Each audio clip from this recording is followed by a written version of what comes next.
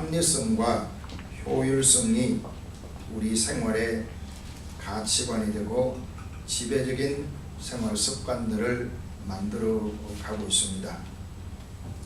그래서 우리는 합리적이다 매우 좋아합니다. 또 효율적이다 매우 좋아합니다. 그렇지 않으면은 뭔가 불편하고 또 마음에 이건 아닌데 그런 생각들이 들곤 하죠.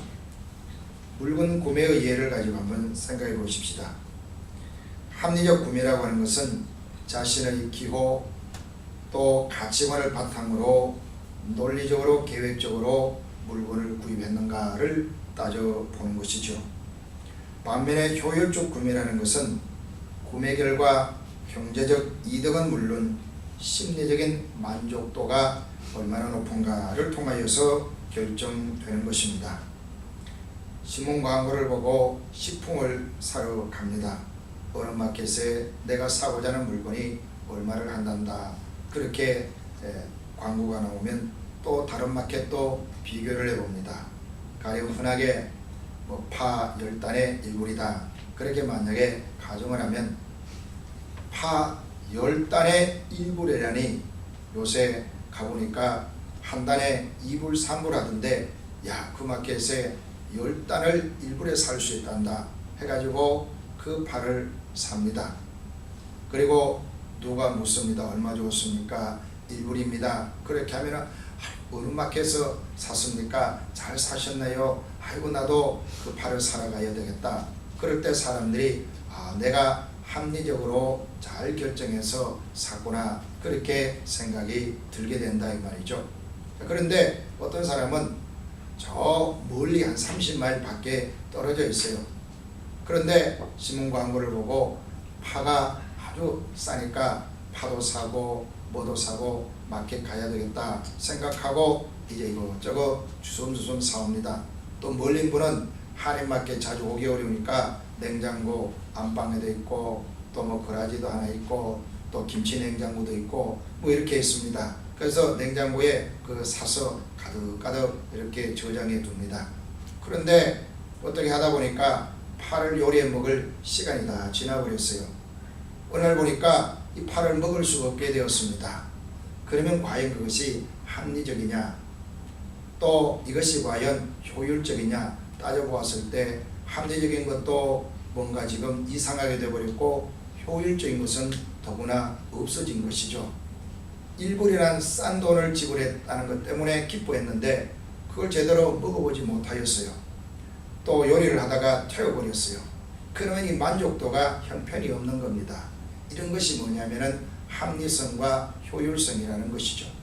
늘 우리가 모든 일을 행할 때 이와 같은 기준점을 가지고 일을 결정하고 추진을 합니다.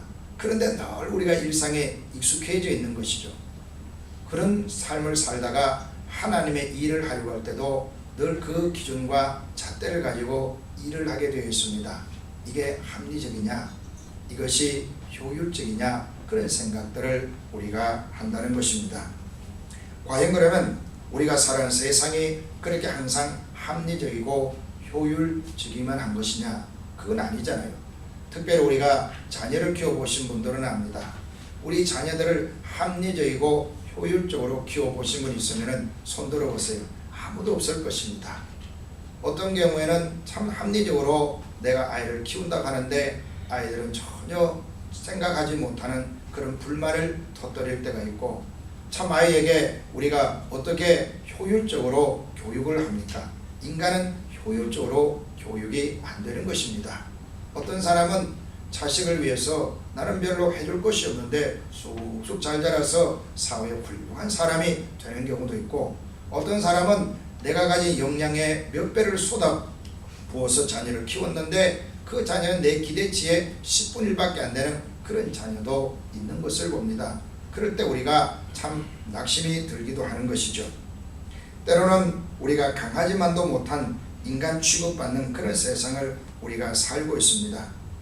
너무나 많은 사람이 참 개미떼처럼 모여 살다 보니까 사람을 너무나 가볍게 여기는 그런 경향들이 있지 않습니까? 사람을 10불보다 못하게 그렇게 사람의 목숨을 해치는 경우도 있고 또 스테이크 하나 먹는 것보다도 더 이상하게 취급받는 그런 경우도 있는 것입니다. 강아지를 붙잡고 여행을 갔어요. 우리가 이미 알고 있는 농담이잖아요. 그 우스갯소리인데 남편이 강아지만 끝까지 보고 있다고 하잖아요. 왜냐, 아내가 여행지에서 집으로 돌아갈 때 자기를 버려둘까 해서 강아지 꼭 껴안고 있다가 그 강아지는 버리지 않으니까 강아지만 안고 있으면 비행기 표를 가지고 비행기를 탄다는 겁니다. 참 이런 웃지 못할 일이 있는 세상입니다. 오늘 여러분, 사람이 사람으로서 이 땅을 살아갈 때 늘 사람이 합리적이고 늘 효율적으로 그렇게만 살아갈 수가 없는 것이고, 특별히 우리가 사람을 섬기고 사람을 사랑하고 사람을 키우고 할 때는 이 합리성과 효율성의 원칙이 잘 맞아 들어가지 아니할 때가 얼마나 많은지 모릅니다. 예수님의 사역을 우리가 추적해 보더라도 알 수가 있죠. 예수님께서 사역을 하실 때 엄청난 영향력을 끼치고 또 어마어마한 그런 결과를 가지고 오셨던 그런 사역도 있지만은 또 어떤 경우에 우리가 합리성과 효율성이라는 차원에서 보면은 이건 아니 싶다, 그런 사역도 예수님이 하셨습니다.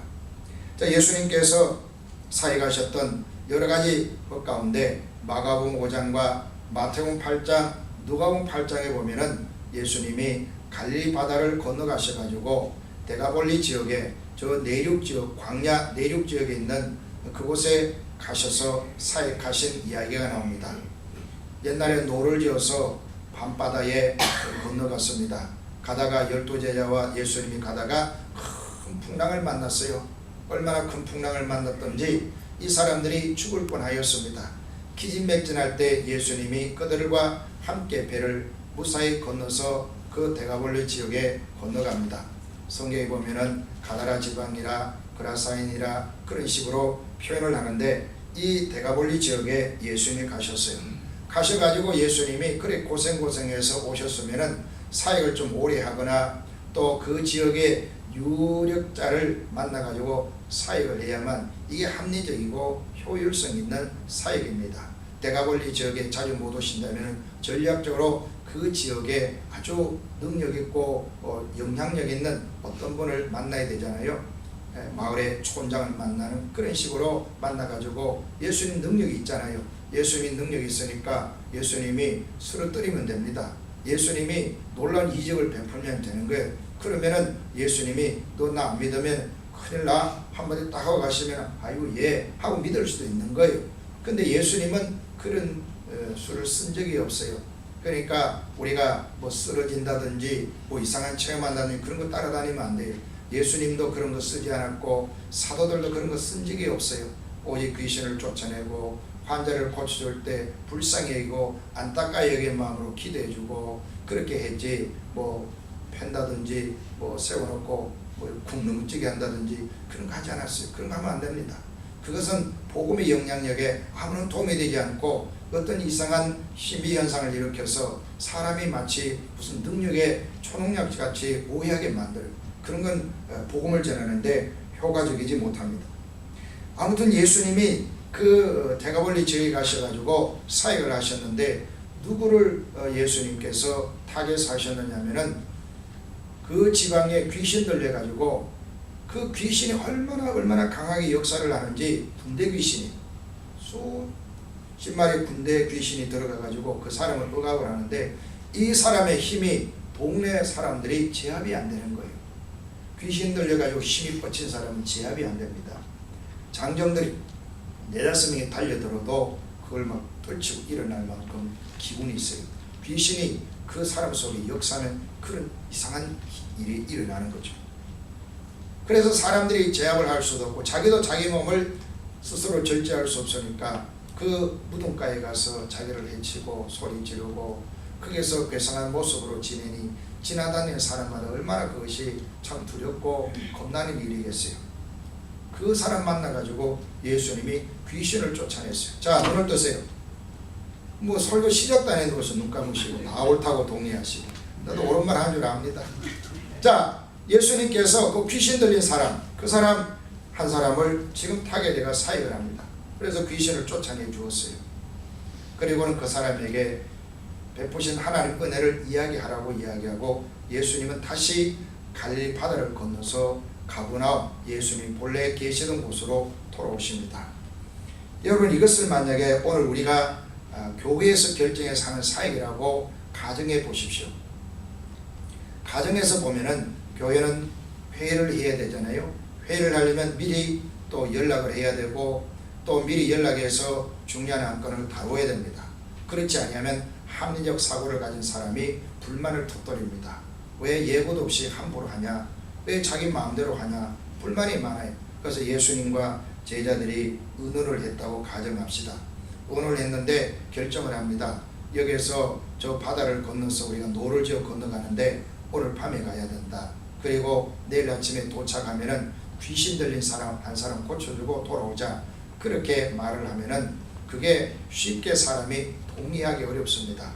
그 사람 굳이 오늘 밤에 갈 필요가 있느냐? 위험합니다. 밤바다에 풍랑도 일어나면 큰일 날 수 있으니까 날이 밝거든 갑시다. 뭐 등등 이야기 있거나 기왕에 가면 좀 더 그 지역에서 전도를 해야지 이 많은 사람이 떼거리로 몰려가가지고 그 한 사람 전도하고 돌아올 겁니까? 뭐 이런저런 이야기가 나올 수 있지 않겠어요? 그런 상황이다 그런 말이죠. 그러니까 교회 사역을 할 때 이런 합력 사고만 늘 생각하는 사람은 하나님의 이런 행동하심을 주목하지 않기 때문에 자신의 합리성과 효율성을 가지고 거기에 대들 수가 있다. 예수님께서 이런 무모하게 보이는 이런 사역을 하셨던 겁니다. 또 우리가 사도행전을 보면요, 사도행전 8장에 보면은 그 빌립 집사의 전도 사역이 나오는데 이 빌립 집사에게 성령이 감동을 주시는데 예루살렘에서 저 유대 나라의 남쪽 지방으로 내려가는 가사라는 곳이 있는데 그 지금 팔레스타인 사람들 살고 있는 그 근방입니다. 그 지역으로 내려가는데 성령님이 그곳에 내려가라 그렇게 말씀합니다. 요즘처럼 여러분 교통편이 필요한 시대가 아니잖아요. 육상교통이든 뭐 해상교통이든 공중의 것이든 무엇이든 편리한 때가 아니고 거의 도보로 다니는 그때입니다. 그리고 팔레스타인도 이 남가주와 비슷한 날씨입니다. 더울 때는 참 덥고 목이 마르고 그렇습니다. 미국에는 도시나 농촌에 잘 살지만 옛날에 고대에 저 시골은 먹을 것도 없고 물도 흔치 아니하고 여행하는 것이 쉽지 않잖아요. 그리고 때로는 먼지바람이 불고 그러니까 중동 사람들 이렇게 머리도 쓰고 또 긴 옷을 입고 그렇게 지내는 것도 문화적인 현상이에요. 바람이 불면 그 얼굴을 가려야 되거든요. 그러니까 그런 풍습인데 그런 환경에서 여러분 먼 길을 걸어갑니다. 먼 길을 걸어가서 보니까 이디오피아로 내려가는 넷이 한 명을 만나서 복음 전하고 빌립이 다시 돌아와요. 여러분 합리성과 효율성의 차원에서 생각해 보세요. 이게 얼마나 합리적이지 못하고 효율 측면에서 얼마나 낭비입니까? 고생해가지고 기껏해가 그 한 명 복음 전하고 그 세례주고 돌아오는 것이 빌립이 한 일 전부예요. 그러니 얼마나 우리가 생각하는 합리성과 효율성에서 떨어져 있습니까? 또 이슬람 선교를 한번 생각해 보세요. 이슬람 지역에 우리가 선교사를 보내면은 그 선교사들이 하는 사역에 대해서 우리는 어떤 보고를 받고 싶은데 보고할 것이 별로 없어요. 왜냐하면 드러내어 놓고 복음을 못 전합니다. 복음을 전하면은 그들은 바로 쫓겨나거나 현지인 이슬람 종교를 믿는 사람을 만약에 기독교로 개종시키면 사형을 시켜버려요. 그러니 어떻게 거기서 함부로 활동하며 복음을 전할 수가 있겠어요. 그래서 지상사에 어떤 사원처럼 들어가기도 하고 무역업으로 들어가기도 하고 때로는 학교에 등록해서 공부를 하기도 하고 그렇게 하면서 그러면은 그 나라의 보안당국에서 철저하게 조사를 하고 있는 거예요. 그러니까 드러내지 아니하고 미란 가운데 사람을 사귀어서 그가 친구가 될 때 그 친구에게 예수를 전합니다. 전에도 이 사람이 예수를 믿어도 자기 가문에 만약에 예수의 표를 내면 그 사람은 이슬람 법에 의해서 처형을 당하는 거예요. 그런 지역에 가서 선교사가 선교 업무 보고한다고 여기 와서 이야기할 수 있겠느냐 그러면 교회는 그렇게 생각하는 거예요. 효율적이지 않다. 합리적이지 못하다. 그 선교사님 생활비 우리가 얼마를 매번 대는데 뭐 열매도 없는데 그곳에 무슨 선교사를 보내느냐 그렇게 교회가 생각할 수가 있는 거예요. 그래서 우리 한인교회나 저 한국의 교회들이 보면 주로 어디 보내냐면은 선교사가 별로 필요 없는 곳에 많이 보냅니다. 가서 이 선교사들이 사역하며 사람을 주께로 돌아오게 하는 일이 쉬운 일이 아니니까 무엇부터 하느냐면은 건물 짓고 불쌍히 여기게 보이는 사람들 위주로 선교 일을 행하는 거예요. 그러면은 사람들이 그 사진 몇 장 찍어 와서 한번 이야기하고 뭐 배고픈 이야기 한번 하고 또 어떤 사람이 쳐들어와서 뭐 온 이야기 또 정갈이 물린 이야기 뭐 눈을 뜨면 동호배 온천이 이런 이야기하면 우리는 뭐 그냥 눈이 번쩍 떨어져. 아유 고생하시고 뭐 성교비 보내도 되는 거예요. 그 선교사 보냈더니 요번에 글쎄 뭐 예배당 하나 지었단다. 그게 요번에 뭐 고아원을 지었다. 이러면은 선교비가 뭐 사방에서 답지를 하는 거예요. 그런데 이슬람권에 있는 선교사들은 선교 보고 할 게 없어요. 사람을 어디에 거기 뭐 자기가 마음대로 뭐 할 수 있는 게 아무것도 없거든요. 그런 데는 선교비가 잘 안 간다. 오늘 우리 교회가 왜 그러냐? 이 합리성과 효율성에 너무 치우쳤기 때문에 그런 것이죠. 하나님이 보내는 것이냐, 하나님이 하라고 하신 것이냐, 하나님께서 기뻐하는 일이냐, 여기에 초점을 맞춘 것이 아니라 우리가 생각하는 이런 통념의 기준에서 모든 것을 결정하는 거예요. 자, 그런 관점에서 제가 오늘 이 본문을 읽다가 보니까 여기에 등장하는 인물들을 분석하고 사도 바울이 처한 환경을 분석하고 쭉 살펴보는 가운데 이 사역이 과연 의미가 있는 것일까? 사도 바울이 지금 이 형편에 뭐 예수님 이야기하고 이 형편에 뭐 저런 사람들에게 하나님 나라를 위해서 수시간을 저렇게 투자하는 것이 의미가 있는가? 이게 무슨 가치가 있는 일이냐? 굳이 바울같이 유능한 사람이 허비하고 있지 않느냐? 그런 생각이 들었습니다. 그러면서 말씀을 살펴보니까 이것도 하나님의 사역이더라 그런 말이에요. 아멘. 하나님이 모르는 게 아니잖아요. 하나님이 합리적이지 않고 하나님이 효율성을 몰라서 이렇게 하는 것이 아니라는 사실에 눈이 열리니까 이것도 하나님의 사역이겠구나 그런 생각이 들었던 것입니다. 자, 그러면 어떻게 해서 제가 그런 생각하게 되었는가? 먼저 여기 등장하는 인물들을 좀 분석해서 말씀을 드립니다. 사도 바울은 지금 선교지에서 예루살렘에 와서 12일이 경과한 그런 정도입니다. 올라오자마자 야단을 해서 절기를 지키고 절기가 끝나자마자 저 아시아에서 유대인들에게 고소를 받아가지고 바울이 지금 바로 잡히고 신문받고 가이사랴에 지금 내려와서 5일이 지났어요. 지금 사도 바울이 머물러 있는 곳은 어디냐면은 가이사랴로 가는 곳인데 지중해 연안에 있고 지중해 연안에 헤롯 궁궐이 있어요. 그 헤롯 궁궐이 있는데 헤롯 궁궐은 바다에까지 연결해 가지고 아주 잘 지었다고 합니다. 그 헤롯 궁궐 어디인가 감옥이 있는데 거기에 지금 바울 사도가 갇혀 있고 그 지중해 파도 소리를 들으면서 그렇게 지금 보내고 있지만은 병사들이 지키는 구류된 상태에 머물러 있는 사도 바울입니다. 이 사도 바울을 고소하기 위해서 예루살렘에서 한 팀이 내려왔어요. 대제사장 아나니아와 장로와 그들을 변호해줄 말쟁이 변호사 도둘로라는 사람이 내려왔습니다. 그리고 벨릭스라는 사람이 유대의 총독이었고 그 안에 드루실라라는 사람이 나옵니다. 여기에 주인공은 물론 사도 바울과 벨릭스이죠. 그리고 드루실라가 벨릭스의 종교적인 성향을 짐작할 수 있는 인물로 등장을 하고 그리고 예루살렘에 고소한 인물로는 도둘로가 등장하고 아나니아와 장로들은 숨겨져 있는 인물들입니다. 자, 이 인물들 가운데 벨릭스와 드루실라와 도둘로라는 사람을 분석해 보면 오늘 우리가 제가 처음에 이야기했던 그런 생각이 아마 어느 정도 공감이 될 것입니다. 이 벨릭스라는 사람은 어떤 사람이냐면은 유대 지역의 총독으로 와 있었는데 유대인들에게 굉장히 좋지 않는 인상을 남긴 사람이에요. 이 사람은 상습적으로 잔혹한 행위를 한 사람입니다. 유대인 역사가 요세푸스가 이 벨릭스 총독에 대하여 평가를 한 내용을 보면 그런 총독으로서 특권을 남용을 했대요. 특권을 남용해가지고 뇌물을 많이 받았어요. 뇌물을 많이 받았다는 말은 억울한 사람을 많이 만들어냈다는 말이죠. 그리고 여색을 좋아했답니다. 그리고 온갖 악행을 행하는데, 특별히 나에게 만약에 걸리는 사람이 있으면은 그 비위를 상하게 하는 그런 사람이 있으면은 암살자를 보내가서 죽여버려요.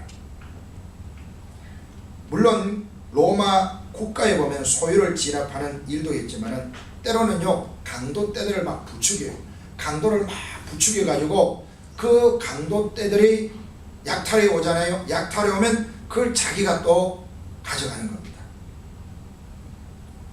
그래서 나중에 벨릭스가 베스도에게 총독직을 물려주고 로마로 소환을 받는데, 그 소환받은 내용이 뭐냐면은 바로 유대인들이 저 황실에다가 호소문을 올린 거죠. 상소를 올려가지고 이 사람이 이런 악한 일을 행한다, 더 이상 우리의 총독으로 받아들일 수 없다, 그렇게 탄원을 해가지고 이 사람이 총독직에서 물러나게 된 것입니다.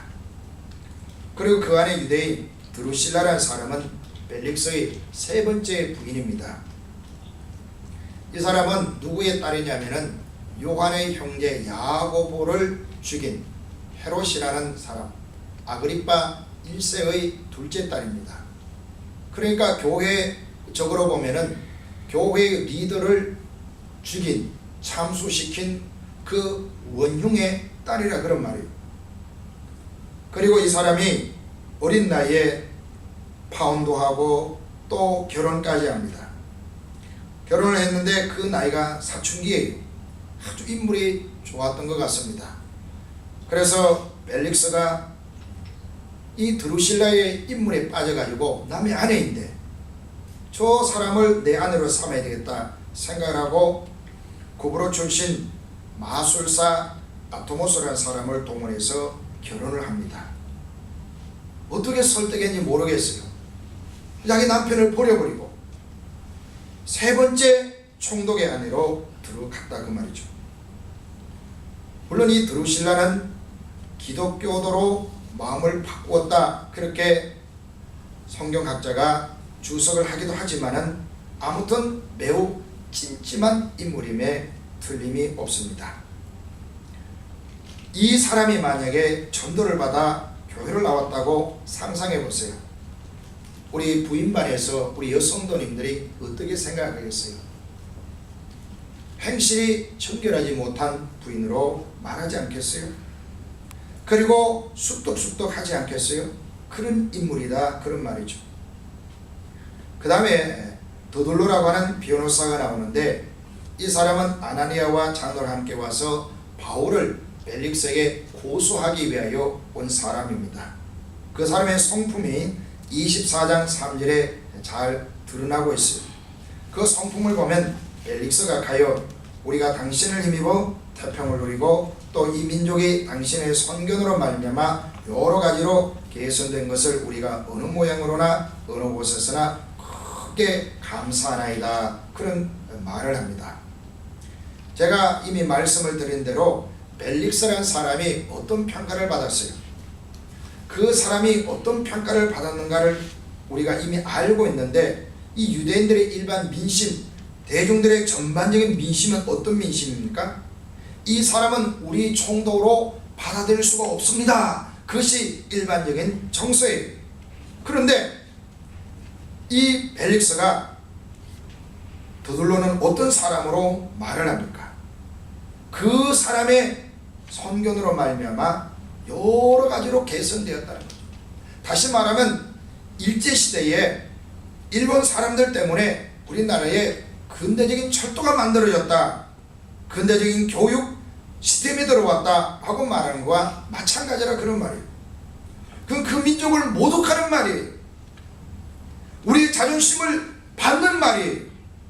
어떻게 일본이 대한민국에 무슨 도움을 주었어요? 이용해 먹으려고 한 것이지.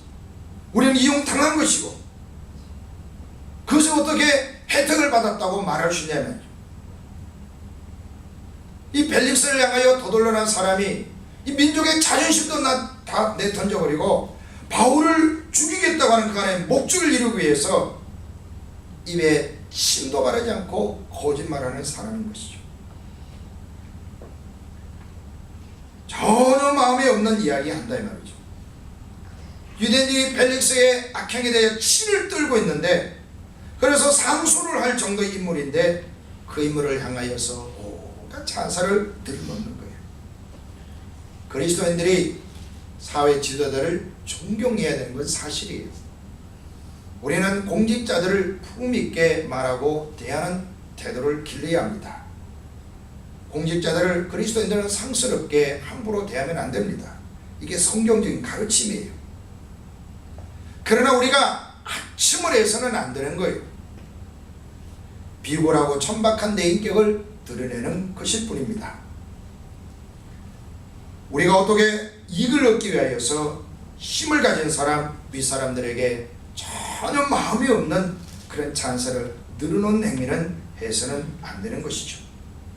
자, 여러분, 이런 사람을 만약에 우리가 전도를 하고 그런 사람에게 교회로 초청해서 함께 교회 생활을 하자고 이야기를 하면 여러분들이 얼마나 마음에 기쁨이 있겠어요?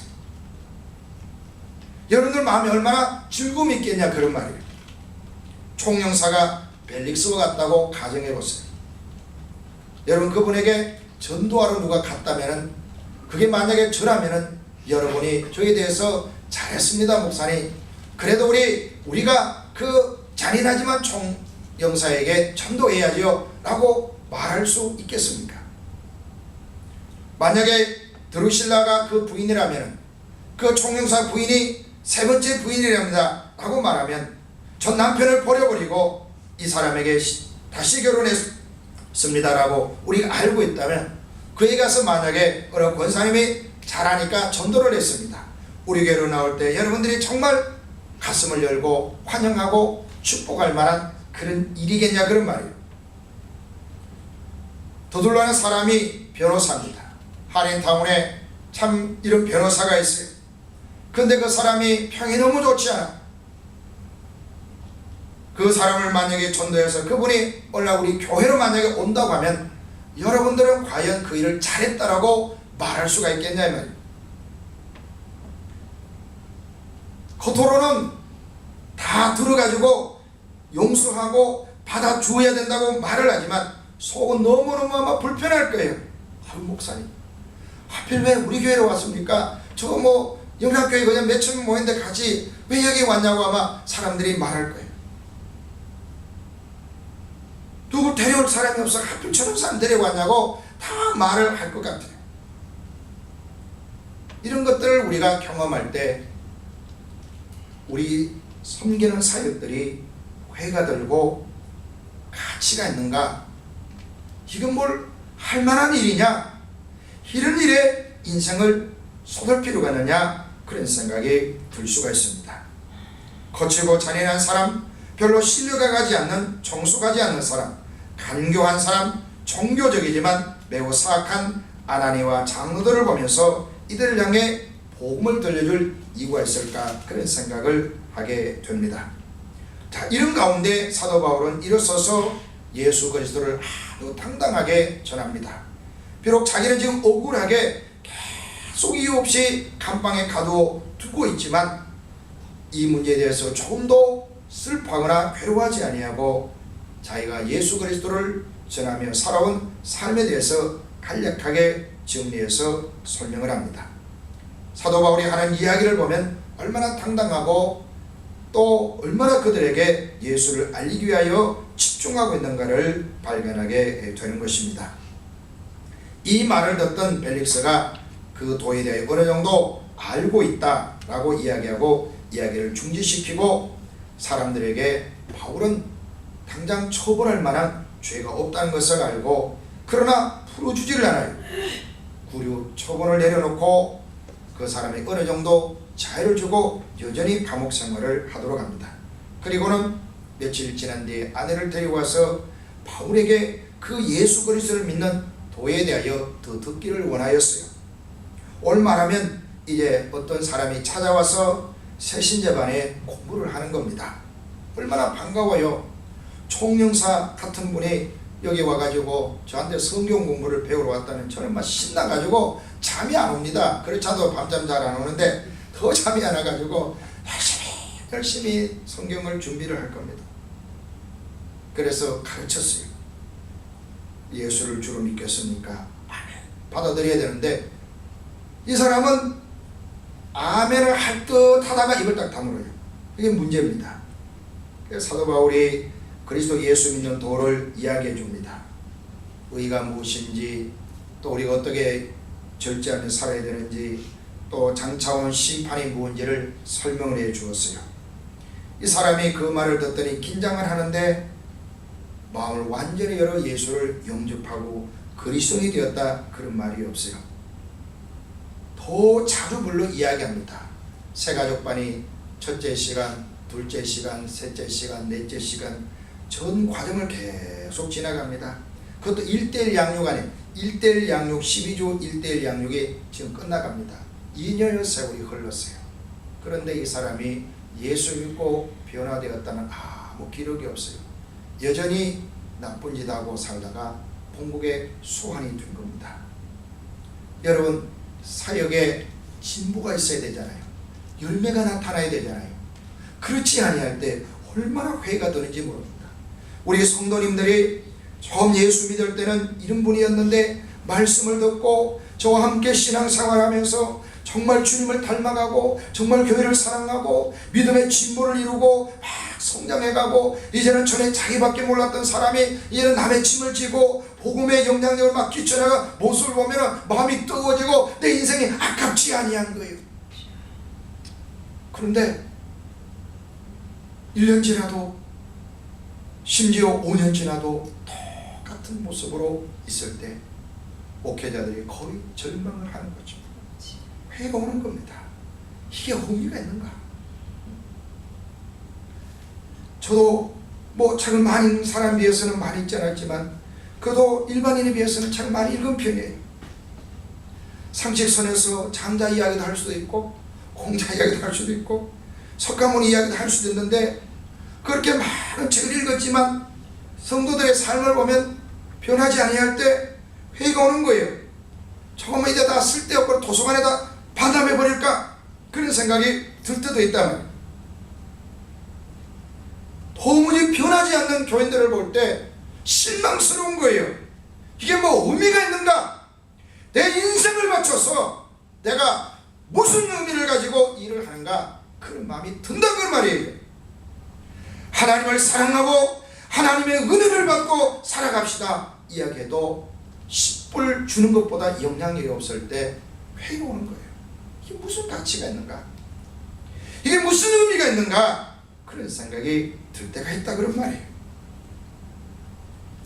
그런데 그때는 어떤 때이냐? 내가 주인이 될 때입니다. 여러분의 전도 현장이나 가정 목장 사역에서나 마찬가지입니다. 헌신하고 수고하고 애를 써도 열매가 보이지 않고 결과가 잘 나타나지 아니하면 처음은 열심히 하지만 나중에 점차 사그라듭니다. 열정이 사라지고 회의가 오고 마음에 이게 무슨 의미가 있을까 생각이 들고 그 일을 하자고 하는 목사의 이야기가 아주 부담스러워집니다. 그리고 그게 기쁨이 아니고 짐으로 다 느껴지는 거예요. 그때는 여러분들이 합리적이고 효율적인 사람이라서 그런 것이 아니라 내가 주인이기 때문이다, 이 말이죠. 사도 바울을 제가 관찰해 보았어요. 사도 바울의 입장에서 서서 가만히 보았어요. 어떻게 하면 사도 바울은 지속적으로 이런 일을 수행할 수 있을까? 어떻게 하면 예수 때문에 너무너무 손해를 많이 보고 불편한데 빠져나갈 이야기 좀 하지, 그런 이야기 하지 아니하고 또 예수님 이야기하고 또 예수님 이야기하고 있을까, 그런 생각해 봅니다. 사도 바울은 바로 자기가 주인으로 행세한 것이 아니라 자기 주인은 예수 그리스도입니다. 예루살렘과 같이 로마에서도 복음을 전하여야 한다 라는 주의 말씀을 듣고 그 주인을 섬기려고 지금 바울은 아무 불평 없이 원망치 않고 회의하지 아니하고 의심하지 않고 이게 무슨 가치가 있는가? 내가 이거 2년 동안 이 사람에게 말씀을 전해도 나에게 오히려 돈을 바라고 내가 자기 호주머니에 돈 넣어주길 바라는 이 고약한 놈들, 내가 이들에게 무슨 내가 의미가 있는 일인가, 나는 이제 못하겠어, 그런 식으로 할 수도 있잖아요. 그런데 사도 바울은 그렇게 하지 아니했다고 오늘 본문에 말하지 않지만 그 후에 계속되는 그 사역을 보면은 짐작해 볼 수가 있습니다. 사랑하는 성도 여러분, 우리가 주님을 섬길 때에 회의가 될 때가 있어요. 가치를 따지고 싶을 때도 있고 의미를 따질 때도 있습니다. 그게 당장 결과로 보이지 않을 수도 있어요. 그러나 분명히 복음을 전하는 일은 가치 있는 일입니다. 아멘. 하나님의 나라를 위한 헌신은 의미 있는 일입니다. 아멘. 정말 영혼을 건지는 일은 얼마나 아름다운 일인지를 모릅니다. 아멘. 이를 여러분이 잊지 말고 주님을 섬기시기 바랍니다. 아멘. 여러분이 주인이 되면 회의가 일어나고 의심이 일어나고 불편해질 수가 있고 무거워질 수가 있습니다. 그러나 예수 그리스도가 나를 사랑하시고 나에게 실망하지 않듯이 예수 그리스도는 저 영혼을 사랑하고 실망하지 않고 오늘도 복음을 전하고 오늘도 사랑과 용서를 선포하라고 말씀하고 있습니다. 아멘. 우리는 계속 그 주인 앞에 신실하고 충성된 자로 섬겨야 할 줄로 믿습니다. 아멘. 기도하겠습니다. 하나님 아버지 감사합니다. 사도 바울의 사역을 더듬으면서 오늘의 삶을 봅니다. 성령님께서 우리 성도들 또한 밝히 이 말씀인 교훈을 마음에 새겨 사역에 의미가 없고 가치가 없어 보이고 회의가 될 때가 있을지라도